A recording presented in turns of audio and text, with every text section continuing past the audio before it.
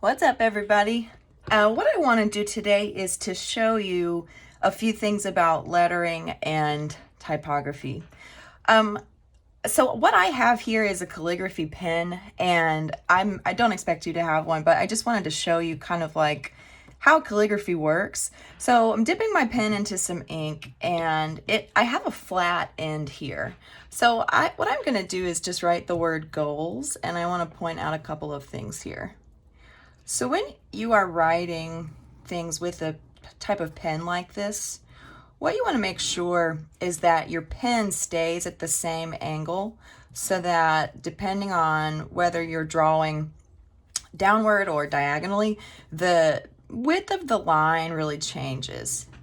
And so what you're able to achieve is just like a slightly different appearance than you might if you had just a regular pen. And so what I want to say is that if you like the way that the lines sort of change the thickness on by themselves just by virtue of how the pen is being held, you can do that with any type of pen or marker or something that has like a flat edge. So something like a highlighter, because that type of pen has just like a thin line on the side. I just wanted to mention that to you. And as another reminder, when you're using your pen, you just want to always make sure that it is at this particular angle. And so, okay, again, just how you hold it, that determines how thick the line is. So I just wanted to mention that if this is something that you may want to try. All right. I also wanted to just talk a little bit about drawing your letters and making your words work. So, and I'm going to do this with pencil just so that I think that's a little bit more approachable.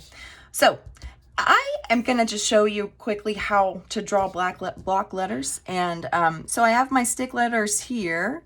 What I can do now is to draw around them, sort of using my stick letters as the skeleton of my block letters. And you can do this with print letters, or you can do this with cursive letters. Either way would work because the principle is the same. I'm using the basis with the line letters and or starting with the line letters and then filling in the rest of the information. Okay, so the reason that I would suggest to start with the line letters again is just to help make sure that the spacing is correct. And I would also say that you can do this with cursive as well. I'm just doing this with print letters for right now. Okay, so that's an example of just how to make your block letters. I wanted to sort of talk to you about some ideas for how to, okay, now let's take them to another level. I've written goals here again, and I've put a vanishing point at the bottom of the paper. What I'm going to do is actually to just connect the bottom of each of these letters to the vanishing point.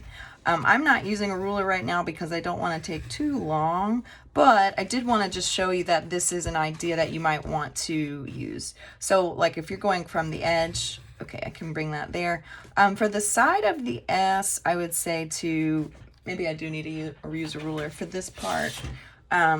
Just I can connect the line from the corner to here. And all right, that's fine. If you want to include things from the top, you can also do that. Just remember, like when we were drawing the 1-point perspective cities, that every line that you're drawing needs to connect just to the vanishing point. And you can do this with either a ruler or just a straight edge, so like a book. And that will work. Okay, so what I would also say is that if you start drawing from a distance, then you want to be consistent with that throughout the drawing. So any line that can be shown through the space, that's what you would want to see. So I guess for the A, maybe I can include these two as well. All right, so there we go. Let's look at the O. When you're doing letters that are round and you're trying to find the edge, or like, where do I connect this from? What I would say is to start with your ruler or your straight edge at the vanishing point and then just slowly move it, pivot around the point until you touch this other letter. Okay, so here is where I need to draw this line.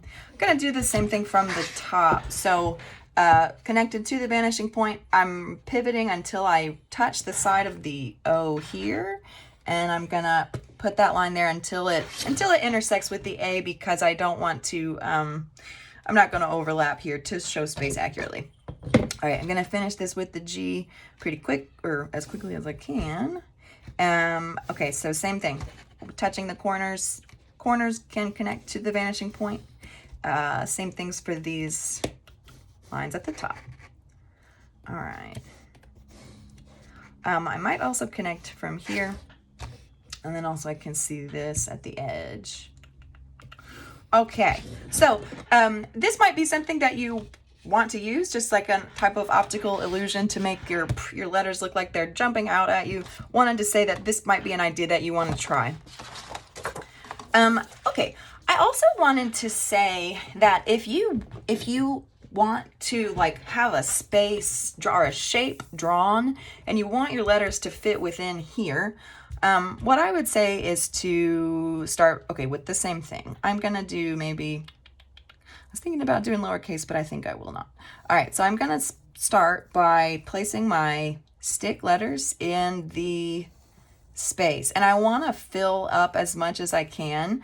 So the letters that I'm drawing are not necessarily like the same shape as they would be if I'm writing them in real life, but I just want to show you sort of how you can use the shape to create, okay, an image. What I'm going to do now is to again finish the letters by making them look two-dimensional instead of just one-dimensional. And all right, go here, here. I have just used an oval because that's just what I picked. However, like if I was trying to maybe say I'm working on a goal towards my soccer skills, perhaps I fit this word into something that looks like a goal post. So what I'm saying is that you might want to change the shape on the outside to, you know, reflect actually what it is that you want to show, or what your goal is, what you're putting on your vision board. And so when I erase my outline, what we have is like, oh, okay, I can see that Ms. Loftus, like, okay, the goals are fitting into this oval, this ellipse. Okay, wanted to show you that. And then also, just if you're writing or drawing your letters and you want to think about, oh, okay, well, how can I like spice this up a little bit? One thing that you might try is, like, I call it a stained glass method, which is just kind of drawing lines over the text that I have. And what I want to do when I'm finished with this process is to fill in some either different colors, different patterns. Also, I just want to say that the way I'm doing this, like the lines go all the way across. If I wanted to draw a line here and then stop, that would be fine. All right, so what I can do now is say, like, oh, great, I have all these new spaces. Do I want to, you know, I can either draw different patterns in the spaces, or I could use different colors. Just wanted to say this as being like, all right, here is an example of how you can make your designs a bit more like exciting or interesting. And however, all that being said, you totally have the right to design your letters however you want.